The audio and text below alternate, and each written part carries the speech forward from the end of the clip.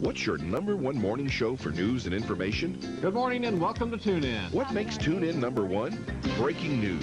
Officials say pollution is down. Louisiana history. Did you know the 2 longest bridges in the world are both in Louisiana? Dependable weather. It's a good thing these people brought their umbrellas. Spices of Louisiana. Today we're cooking up eggs a la honeycomb. Yes! Tune in with Leo, Jean, and Bruce weekday mornings at 6, only on Channel 2. It'll be the best thing laughing to you all day.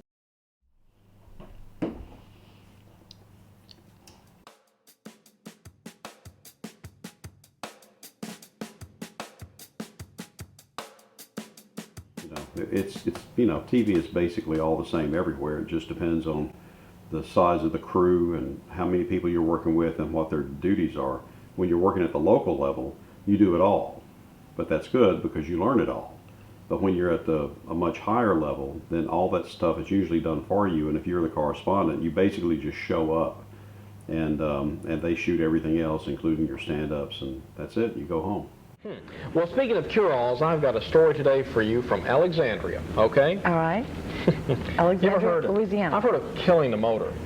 Killing the motor, Have yeah. you heard of killing the motor? Sure, kill the motor, yeah. Well, yesterday a guy killed his whole car. Okay. Yes, and he went to jail for it.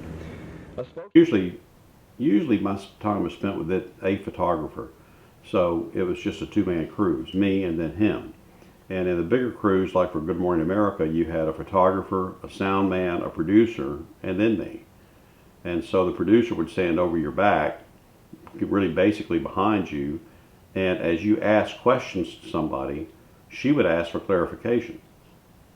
And so sometimes that was a nuisance. It took a little while to get used to that. But she was always trying to rush the subject up for time, because you only had, at that time, I only had 1.5 minutes to tell somebody's life story, so I had 90 seconds. Now they would let me sometimes on features go to 3 minutes, but that was rare.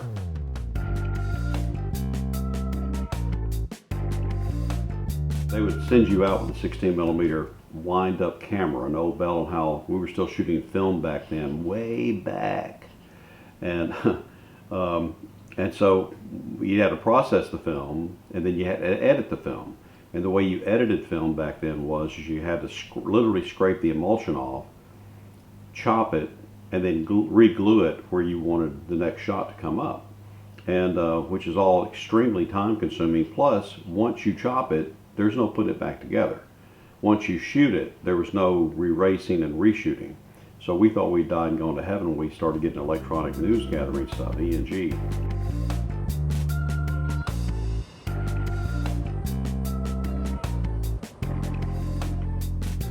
We'd had floods in 1982, and I had stories that went nationally about the flood, and then we had a group in Monroe that was associated with the Chamber of Commerce, and they put up a big billboard that said, "Thank you, Mr. President," because when Ronald Reagan came to Monroe on New Year's Day 1983, that attracted the national press, and then we had all kinds of people who started sending things to people in Monroe who'd been flooded out.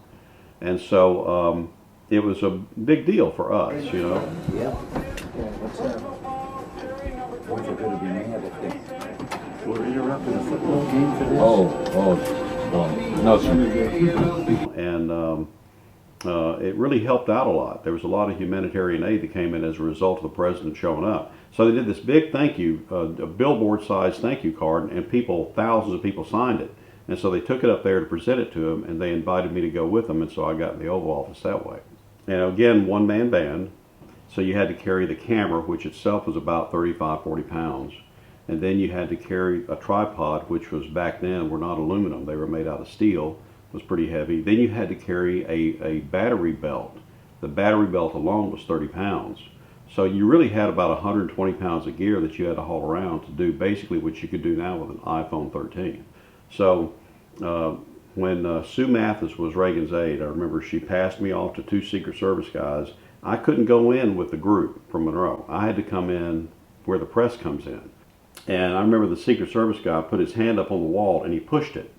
And the wall opened up and it was a door. And we walked through that door and Ronald Reagan was sitting 6 feet from me to the left, next to the fireplace in the Oval Office. And so we're in there. and one of the guys introduces me to the president, and I just asked for a quick statement, and he said something like, Nancy and I have a soft place in our heart for the folks and I went, and he goes, Monroe. And so we had our soundbite, and then basically after that, the Secret Service guys came over again and got me by my elbows, and they led me out of the Oval Office, and I shot all the way out, and we went out back down that corridor, and we were done.